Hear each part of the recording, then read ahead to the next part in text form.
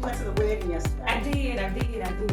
I love what you said about dress where you want to be. That's when you need to start adjusting your diet. That's when you need to start adjusting your eating habits, your exercise. You have to learn to have some type of balance in your life. So as a leader, you got to learn how to do the things that are the hardest for you in front of others. Yes. I love it. Location, your budget, the space that you're looking for, all of that. Go ahead and purchase that house and work your way up to those other credit scores. Shopping therapy. Yeah. So. Hello everyone, thank you so much for joining us for the Let's Talk About It with Your Agent Ayanna show. Today we have Toi Blackwell. I am actually going to let her introduce herself and talk about what inspired her to begin writing healing journals and books of encouragement. So Toi, without further ado, thank you so much for joining us and talk about yourself. So I would just like to thank you for this opportunity to have me here so I can get my encouragement out to others based on all the things that I have been through in life. And yes, I have written a healing journal, an encouragement book, as well as an encouragement book for individuals that have special need families. And one of the main things that I'm focused on right now is what's the encouragement? Because everyone needs encouragement each and every day. Absolutely, absolutely. And what inspired you to begin writing those books? The inspiration solely came from my son. He is autistic. He's 15 years old. He was born prematurely, 24 weeks, 1 pound. And I did not expect to have not been able to hold my son full term. So it was quite a traumatic experience. And then after that, I was diagnosed with cancer, stage 4. Right? And during that time, I felt alone. Mm-hmm. I felt very alone. Here I am with this 3-year-old disabled child, and I needed encouragement. I felt alone, didn't know who to go to. You don't want to have a pity party. Mm-hmm. And if you think that you're dying and you have a child, it kind of resets your life. It kind of puts things into perspective. Yeah. So I would write. Every day I would just write a whole bunch of notes to myself, encouraging myself. And so before I knew it, I had 1,000 notes and journals, and I would listen to T.D. Jakes and Joel Osteen and all these notes I had. This journal got sticky notes here, just a whole bunch of notes everywhere. Yeah. And I took those and I literally put them into a book. Really?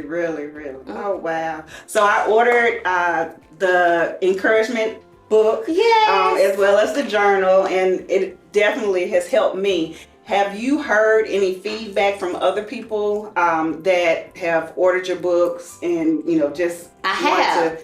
So the Healing Journey book, it started with me going through my own healing. Mm-hmm. And in my family, it's not common to go see a therapist, right? It's not common to just talk about your problems. Mm-hmm. You end up holding it in and trying to deal with it the best way that you can. You pray if you have a Christian belief or whatever your belief is. It doesn't really matter. Mm-hmm. But if you believe in a higher power, then you're gonna pray to that higher power to get you through.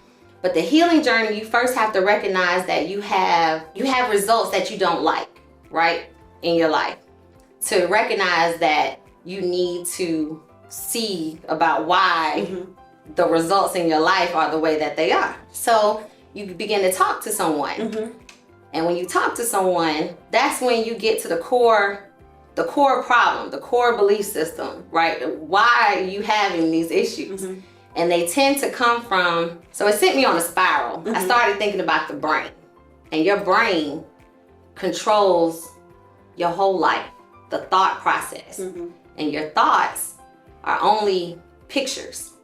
So if you can control your thoughts and the pictures that you put in your brain, you can have a better outcome in your life. Right, absolutely. And have you received any feedback from others? Yes, so I had a call. I had put on a call for people to dial in and we can talk about the book. So we would go through, it's a 31-day book.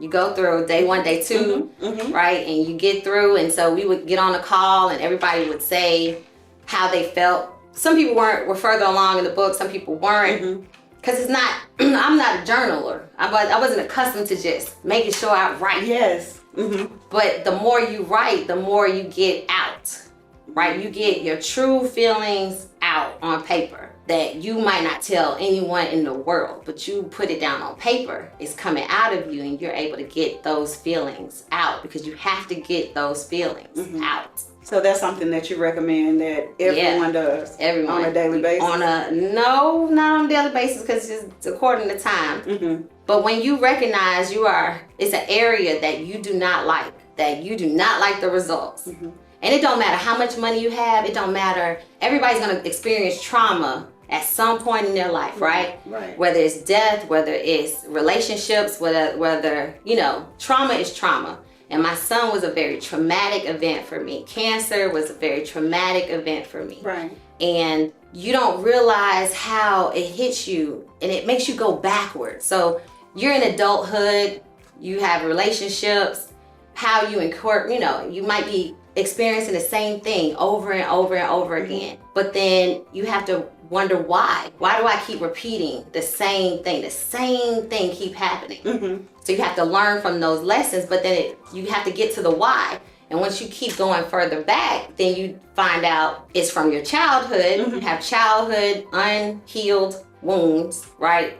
From childhood, from 1 year to 7 or 10 years old, something like that. Whatever you encountered the most during that time, that's your core belief system. And until you can change that core belief system and put more positive information in to be able to use, then that's when you start to make the change. That's when you're now on your healing journey.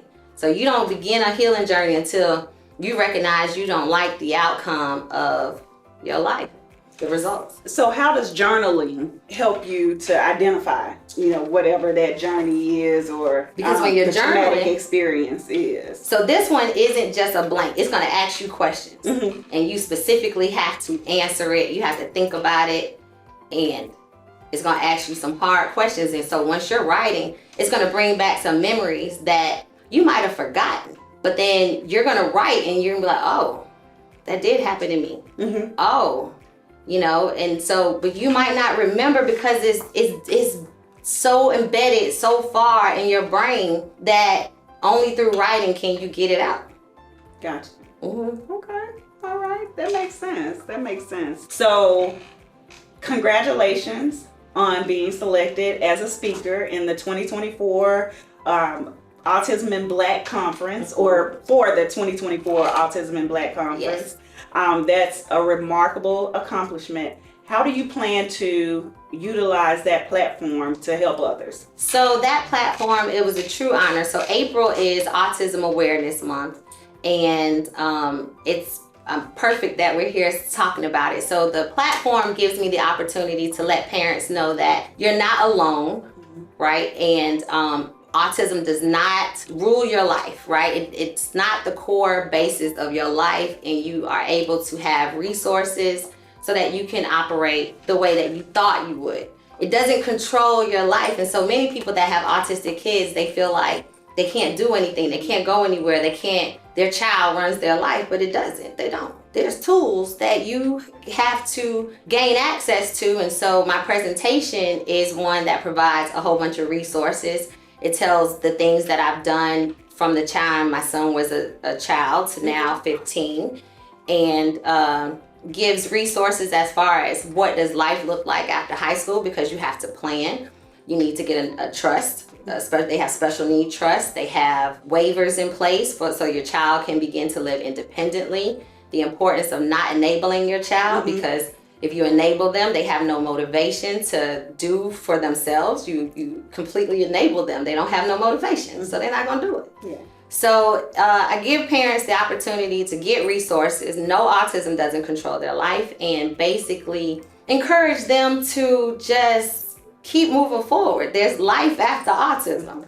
Awesome. So what is next for Toi Blackwell? Well, I'm working on something on people becoming the best versions of themselves. Okay. And all the steps that it takes to become a better version of yourself. I done went on a spiral of thinking about the brain and learning about the brain. So I'm obsessed with the brain right now.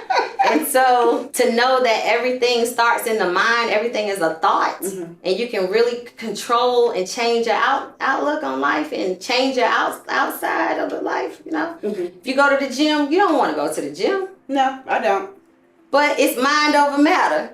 But, I mean, some people want to go to the gym, but you know, it's all in your mind. That's my point. So that's my next project. I'm working on some things for making you a better person. Awesome. Well, thank you again for coming on the show, discussing you and your great accomplishments. I look forward to seeing what is next in store for you, and thank you again. Thank you for having me, and my products can be found on level444inc.com. I have a healing journal, the encouragement books, and I also have a calendar, so you can be encouraged each and every day throughout the year. So log on to www.level444inc.com, and thank you so much, Ayanna, for having me. You are so welcome. All right. And it's a wrap. So during today's segment of Ask Dr. Eddie, we will be discussing healthcare disparities. So Dr. Eddie, thank you so much for joining us again. Really appreciate you. Absolutely. Thank you for having me. Absolutely. So you discussed several factors that contribute to healthcare disparities. One of the factors that I didn't hear you discuss was biases. So can you talk a little bit about healthcare biases? Oh, absolutely. We know I'm a physician, and I'm grateful that I had the opportunity to go to Morehouse, because Morehouse was an institution, or is an institution, that know we need to produce physicians of our color, because we take care of our own better than Caucasians do. Well, I shouldn't say better. Let's just say there's a different level of trust, and there's a different level of attraction. I know more about what your grandmother who come up in the country does than, some Caucasian doctor who came from Buckhead or, North Georgia. He doesn't know about collard greens and sitting on the front porch and family dinner. He doesn't know those dynamics, but I know those dynamics. So those are built-in biases, because when you're thinking people are not of our culture, then you're not gonna get the same level of intimacy.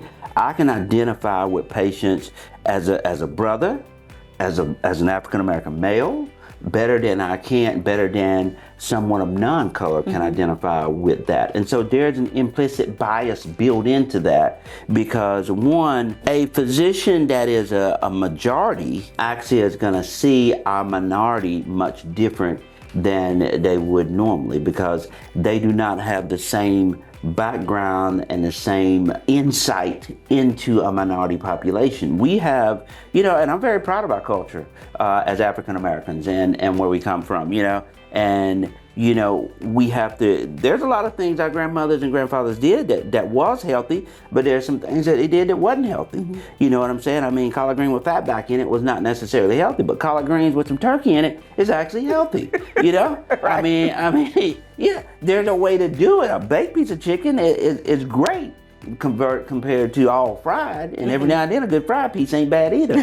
But I'm just saying, there's some things that our culture did that I'm very proud of. Absolutely. But we a majority provider would not understand those things and could not work with you in that to say. They're going to say to you, oh, when I see a patient, a prime example is when I see a patient come in on 5 or 6 blood pressure medicines, I immediately stop and say, what's going on? You're either not talking to your doctor or you're not taking your medicine, because in this day and age, you should be on no more than 2 or 3 medicines. Our medicines are just that good. And most of the time what I find is they've gone to a majority doctor, and rather than sitting having a conversation with them about why their blood pressure is elevated, they throw another medicine at them.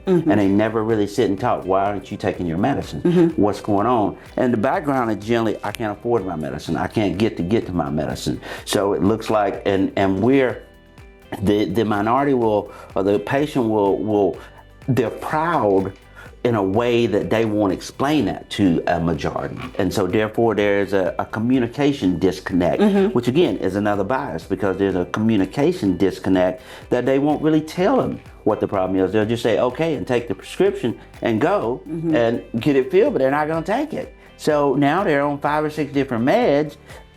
And the reason is, A, they can't afford it, or B, they're just not going to take it, or B, they don't trust what you're telling them. And so again, there is that bias built in. So we know that we need our own culture and color and ethnicity taking care of us, because I can have insight into things that others outside of my culture can't really deal with. And I'm sure the same thing happens sometimes when Indian doctors take care of Indian patients and some of those things. There are those connections, not just brown and black and brown and white or Caucasian. There are those biases in between. So you run into those kind of biases. You run into communication biases, and if I have a dialogue and I can't really explain it, I'm just thinking, there's an education bias, and that's why I try to talk, not say dummy down, but I try to talk in layman terms so that people understand. I can tell you a whole bunch of doctor terms, but if you don't understand it, then you're really not going to buy into it. And so what I try to tell my patients is, we have a partnership. I got the education. You got to do your part when I share with you my education and my insight, in order for us to get the same outcome. And we have to take that time. So those are those kind of biases built in. Gotcha. So you did hit on healthcare deserts. So can you talk a little bit more about what that actually is? That is actually where you do not have access to physicians, what they call health centers, trauma centers, or healthcare facilities. As a matter of fact, I looked up, Rockdale has 2 healthcare deserts in this area, because they do not have access to health centers or a trauma center. We have a lot of trauma center deserts in the state of Georgia, and that's why, if you remember, the big deal was about Atlanta Medical Center closing down, because that was only the 2nd trauma center that we had in Atlanta. So, that was a big deal. And so Rockdale doesn't have a trauma center, some of the other, Henry County doesn't have a trauma center. So the trauma center, so that's a desert. But mainly when you get into these rural areas, you get into these rural communities, you get outside. We often say, because I live outside of Atlanta, there's Atlanta and then there's the rest of Georgia. And because the rest of Georgia is very rural, it's really rural. Once you get outside these 15 or 17 metro counties or surrounding counties around Atlanta, you're talking, for instance, I work in a facility that's in Eatonton, where my hospital is 15 miles from the next hospital. And so we keep it open because it serves that community. Our next level 3 trauma center or health facility is over 50 to 75 miles away. So, we don't even have, when we have to send somebody, we have to send them by ambulance or either by helicopter if we have a real emergency at my critical access hospital. So you have certain pockets like that. And then you break that down, because then you got to have some place to send these people. So then you start talking about doctor's offices. And then those are health deserts, because one, if you got to travel more than 15 miles to get to a physician's office, you're in a healthcare desert, okay? And that's kind of the technical definition. If you're 15 to 20 miles away, you're in a healthcare desert. And then so, because you really don't have access, because the numbers say one family physician takes care of about 30,000 patients, or at least has 30,000 visits, because we have that kind of encatchment area, because we have the largest share of office visits out of all physicians, okay? And, in a population-wise, because we're the first contact. And so, one of the things I did my geriatric fellowship down in Macon, and, they wanted me to stay in Macon, but my mentor was like, yeah, you need to go back to Eatonton because there are no geriatricians up here. I'm only 2 geriatricians on the lake out of that whole population. And we're more, more sparse than that. And so a geriatrician is someone who takes care of individuals 65 years and older. I tell the joke that I like my women a little older. That's the deal. So that's kind of it. But we're very spread out as well. I mean, and then if you start talking about specialists, endocrinologists, I mean, they're probably one in this area. It takes you 6 months to get into an appointment. A rheumatologist is 6 months to a year. A neurologist.